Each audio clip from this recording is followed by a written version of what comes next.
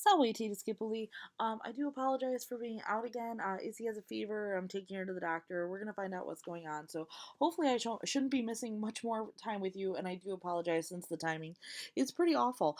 But anyway, you were supposed to be diagramming sentences last night and giving these a try. So I have the answers here for you, and I'm gonna run through it with you. If you have any questions, please feel free to write them down and either email them to me, or you can always feel free to post them in Classroom. I will be checking both tomorrow throughout the day, so I should be able to get back to you with any questions that these don't answer. If you have not completed diagramming these, please attempt to diagram the sentence first and then watch the video giving the explanation. Also, feel free to talk to your other classmates about what's going on and see if they maybe understand something that you're having difficulty with. It'll be totally fine. We'll get through all of this, and I'll have posted for you in Classroom basically what you're doing for the rest of the day. But for now, here are the sentences. So sentence 2, Eos manuit ut suae civitatis imperium abstenturis esset.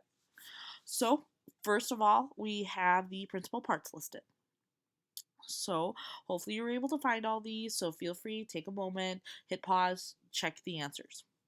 The meanings, Eos, the main thing to catch here is that is a personal pronoun. So it's he, she, it's. Manuit, just one of your verbs. Ut is so that or in order to. And you're going to find out that ut is happening more than just a purpose clause here. But if you were having difficulty with the sentence, it might be because of this ut and the fact that it is actually, surprise, part of an indirect command. How exciting. We'll talk about these after your final. Sorry, not your final, after your Caesar test, so this isn't a big deal. Don't worry, I'm not expecting you to use them correctly, but that is what it is, and I'm going to explain that a little bit. Suai is from sua, sua, suum. It's a possessive adjective. Civitatis, just a regular noun. Imperium is your command or rule. Obstenturus, to obtain. And esset. Now, I do apologize as well because on your template that I gave you, I didn't realize that obstenturus esset was smushed together. It should not be smushed together. That might have been giving you some difficulty because obstenturus is actually a participle and esset is just a form of your sum in the subjunctive. So again, apologies on that. Just go ahead and insert a column and make that adjustment. I do apologize if that threw you off. So anyway, eos pronoun, monoet verb, ut adverb, because ut is always considered an adverb. Suai is an adjective, civitatis noun, imperium noun, obstenturus a future active participle, and esset is a verb. So for all your nouns, eos clearly is accusative plural masculine. Suai could be a number of things, but when you take a look at the rest of the sentence, you know it's a possessive adjective, so it has to go with something. Well, there's no way it would go with imperium, which really could only be accusative singular neuter. And then obstenturus, well, that could be nominative singular masculine. Well, no way it can go with that. Which leaves us with civitatis. Civitatis is genitive singular and feminine. Notice it's that second principal part. And suai could be genitive singular feminine. So, hey, we know suai goes with civitatis. When you're looking at your verbs, you should have identified manuit, that's a third principal part, which is why it's perfect. It's third person singular because of the T, and it is indicative and active. Now, when you get to esset, that's when you should be like, hey, that looks a little weird. And it should say that it is third person singular, imperfect, subjunctive, and active. Silly Magistra. Esset can't be passive. So, third person singular, imperfect, subjunctive. Now, an indirect command is very much like an indirect statement in that you need certain items. One of those items being an ut, the other one being a subjunctive. So, while you maybe were thinking this was a purpose clause, it's actually an indirect command, and it's going to make more sense as you're translating it. So eos is a direct object is a direct object because it's in the accusative, so it's going to be the direct object of monoate, your main verb. And then ut is introducing an indirect command here. You maybe thought purpose clause, which you wouldn't have been wrong to start thinking, but when you were translating it, it probably sounded weird. Suai is a possessive adjective. We've already decided that it goes with civitatis. Civitatis is a genitive, and it's actually a partitive genitive. Because it's referencing the state, and obviously just a very particular portion of the state, which is why it is partitive. Imperium then is the direct object, and it is the direct object of obstenturus. And obstinaturus is a future active participle that actually goes all the way back to modifying the subject of the sentence, which is he, which is why it's nominative singular feminine. And then esset is your verb of that indirect command since it's subjunctive. So our whole sentence goes with monoid, he warned. Well, and he warned eos, them. And then ut. Since it's an indirect command here, you maybe tried he warned them so that um, he was able to obtain, which is the obstinaturus esset, or he was about to obtain or would obtain, and then sui civitatis imperium, the command of his state. Now, you wouldn't have necessarily been wrong there if you tried to do a purpose clause, but it's better translated as this indirect command. We're going to go over indirect commands after we're finished with Caesar. So we'll discuss that more in class when we do indirect commands as a class. And it's mainly just because he is making a statement here. He warned them. Anytime you have a verb like monoid that is making a statement, that's why it's an indirect command over a purpose clause. But if you tried to translate it as a purpose clause, you're not wrong. You were going with what we've been doing as a class. So don't worry about that one. And if you have any questions, please write them down. We'll talk about it. If you haven't done sentence 3, hit stop now. So, sentence 3, a little more straightforward, a little easier, right? Because no tricky indirect things. So, principal parts listed here. The main thing to catch was that you have a relative pronoun, qui, qui, quod, in quorum. The other thing to catch was basically that cum is going to take the ablative here. Because it's just functioning as a regular preposition. There's no crazy clauses here. Then we have the meanings.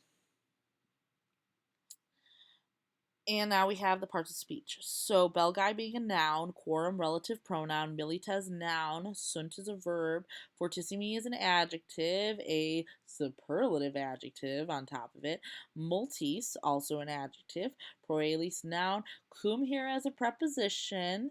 And if you were thinking that, hey, this might be a clause, it's not bad to be thinking that, but it is going to end up as a preposition. Germanus then is noun, and contendent is a verb. So all of your nouns, taking them into account, belgae could be a number of things, but as we start looking at our verb tenses, we know we're looking for something plural and nominative. So really, and that could be our belgae, so we'll start there. Belgae nominative plural masculine. Quorum then, a relative pronoun that is genitive plural masculine.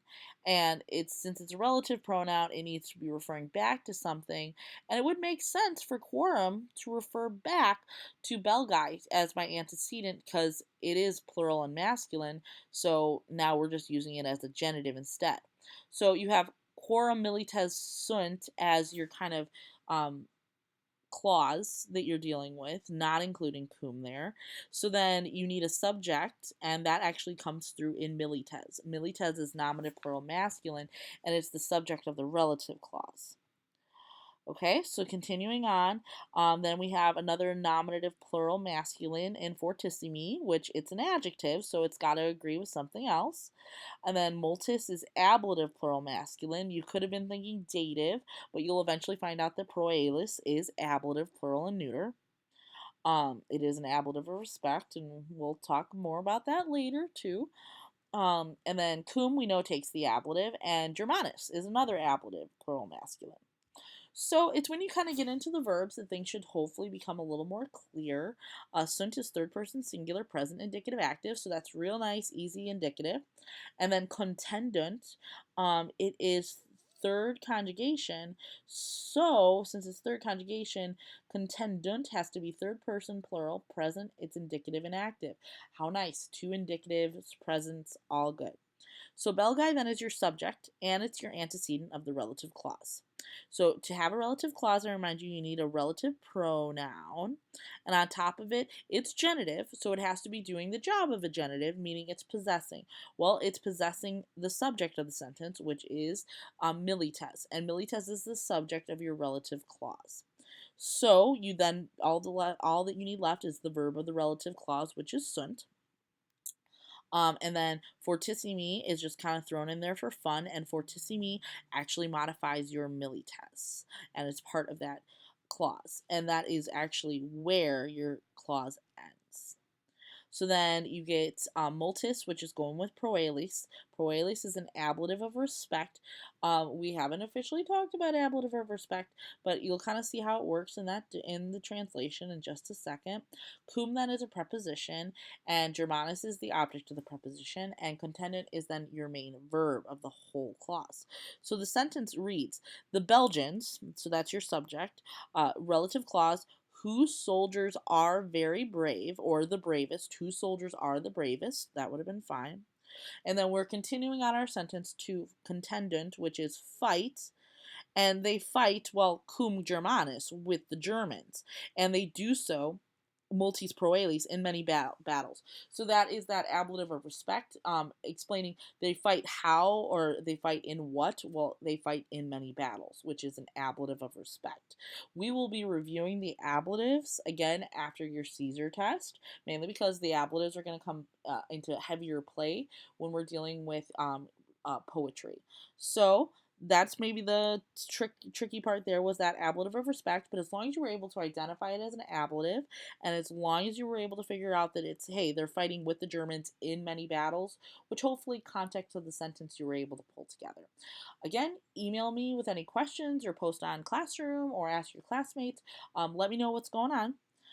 If you have not finished sentence 4, pause it here.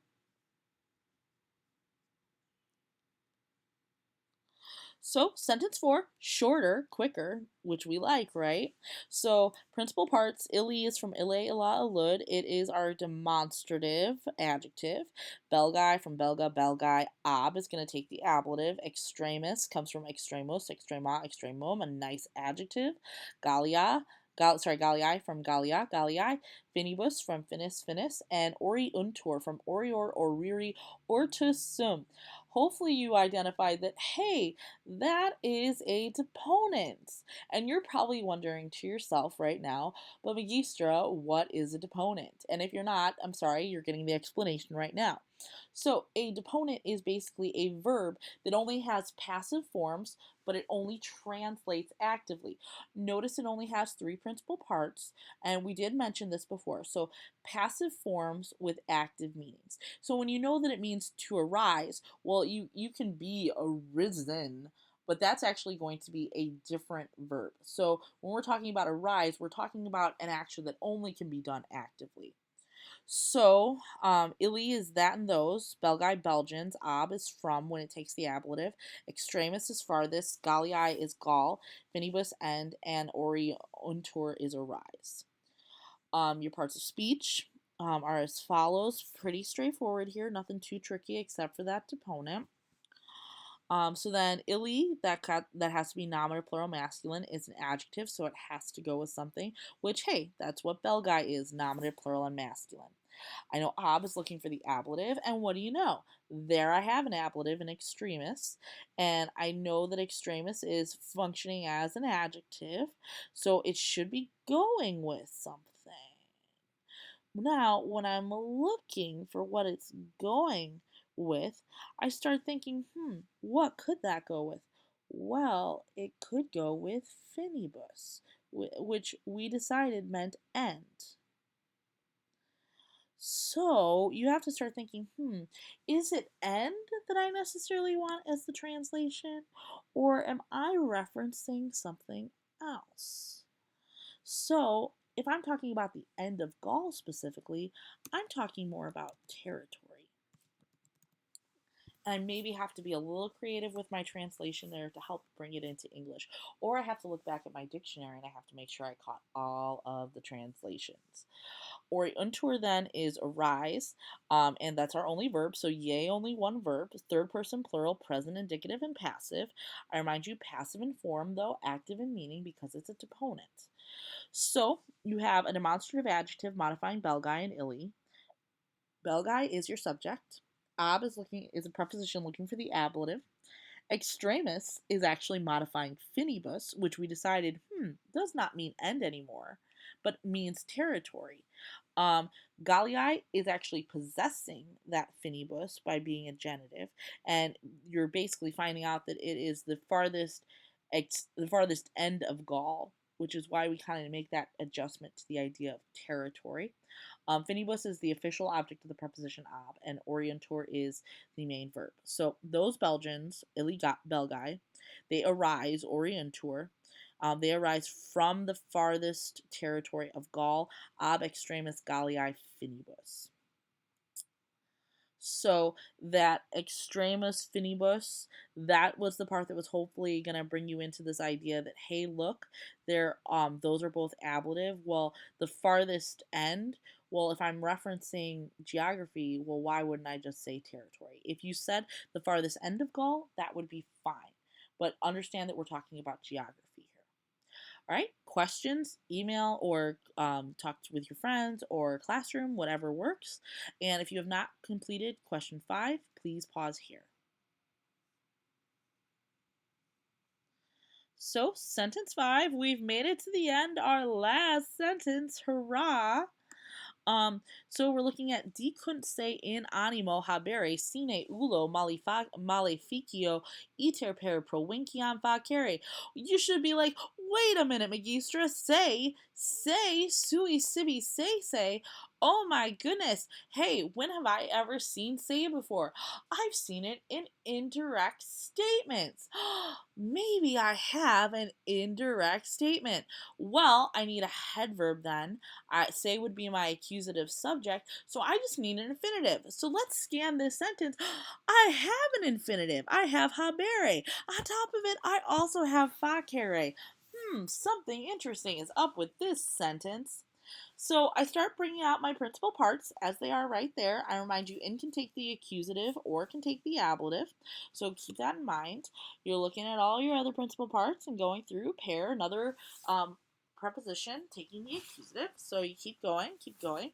Now you're figuring out the meaning. So we have to say, himself, herself, itself, into or in, mind, soul, spirit, to have, without any trouble, mischief, journey through, province, to make.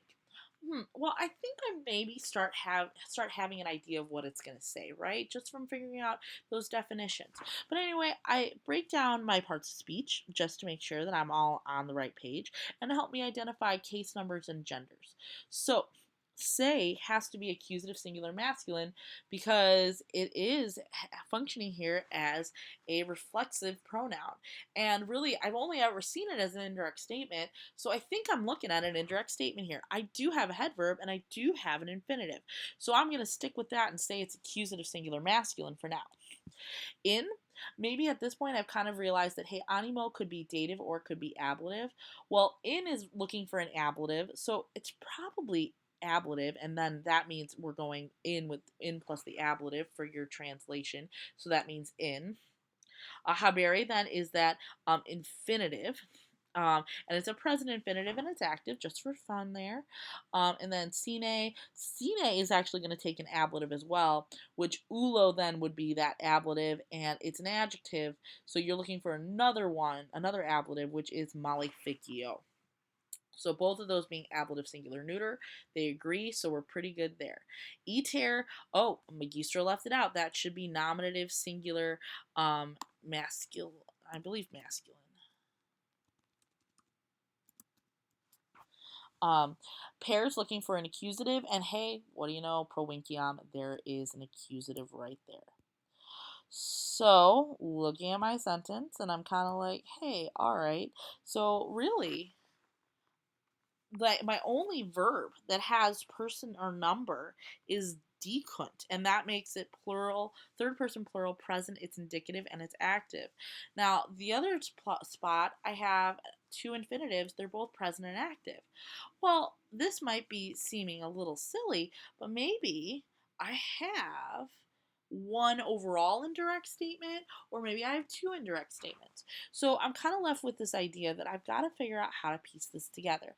So I can start with they say, because it's dicunt. Also, I notice I had no nominatives other than that iter.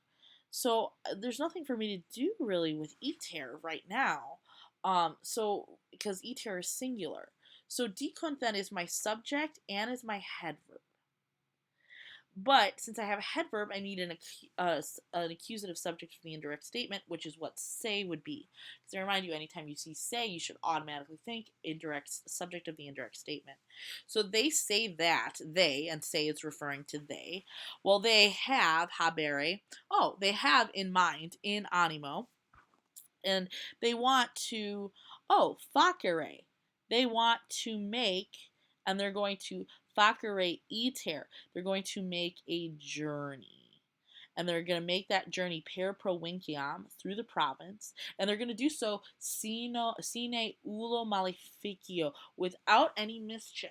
So that whole without thing, that notice it's ablatives, that is a particular kind of ablative as well. For right now, just deal with it as an object of the preposition, and we'll talk about that later. It's more of an ablative of manner, and we'll talk about how you know that. But for right now, accept it as an object of the preposition sine ule maleficio. And then basically what you had here then is you had habere was needing a complementary infinitive, which is what facere was. So, and facere iter, because you're trying to say make a journey, that is why iter is nominative, because it's basically a general phrase, iter facere, to make a journey. So they say that they have in mind to make a journey through the province without any mischief. I hope you see kind of how everything comes together here, because iter is kind of like a new subject for that really long indirect statement. So again, feel free to email me with questions, talk to your classmates, post to me on Classroom. Hopefully these sentences seem to get a little easier as we went. I know number 2 was tricky with that indirect command, but don't let that frustrate you. It's all right. And again, email me with any questions. We will touch base with this tomorrow just to make sure that I caught everybody's questions if you had them. And yeah, we'll go from there. All right. Walete.